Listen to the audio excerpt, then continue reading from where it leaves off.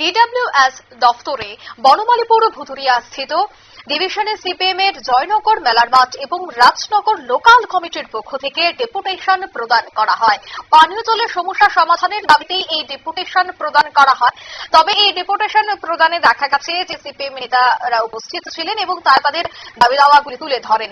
Agartala DWS দফতর অর্থাৎ বনমালীপুর ভুতুরিয়া স্থিত ডিভিশন সিপিএম এর জয়নগর মেলার মাঠ এবং রাজনগর লোকাল কমিটির পক্ষ থেকে কিন্তু এই ডেপুটেশনটি প্রদান করা হয়। এই ডেপুটেশন প্রদানে সিপিএম নেতা সন্দীপন দেব কি বলছেন শোনাবো। টাইফয়েড এবং জন্ডিসের মারাত্মক প্রকোপ বৃদ্ধি পেয়েছে। এই ক্ষেত্রে এই ধরনের রোগ ছড়িয়ে পড়ার মূল যে কারণ, স্মার্ট সিটির অপরিকল্পিত কাজের নামে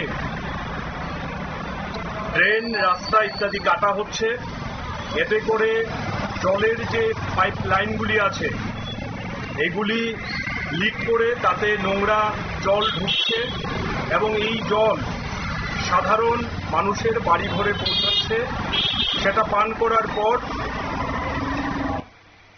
আপনারা শুনলেন তাদের এই অভিযোগ। তারা মূলত যে দাবি দাওয়াগুলি তুলেন তার মধ্যে একটি হচ্ছে পরিশ্রুত পানীয় জল। কারণ বর্তমানে যেভাবে ট্রেনের কাজ চলছে বা রাস্তার কাজ চলছে এতে বহু পাইপলাইন কাটা হচ্ছে, আর এর ফলে নোংরা জল এবার পানীয় জলের সাথে মিশে বাড়ি ঘরে পানীয় জল হিসেবে পরিষেবা দেওয়া হচ্ছে, আর তাতেই বিভিন্ন রোগ ছড়াচ্ছে। তাই এই বিষয়গুলি যেন ভালোভাবে দেখা হয় তার জন্য কিন্তু আজ এই ডেপুটেশন প্রদান করা হয়েছে বলে জানাচ্ছেন সিপিএম নেতৃত্বরা। নিয়ে নিচ্ছে ছোট্ট একটি বিজ্ঞাপন বিরতি, সঙ্গে থাকুন।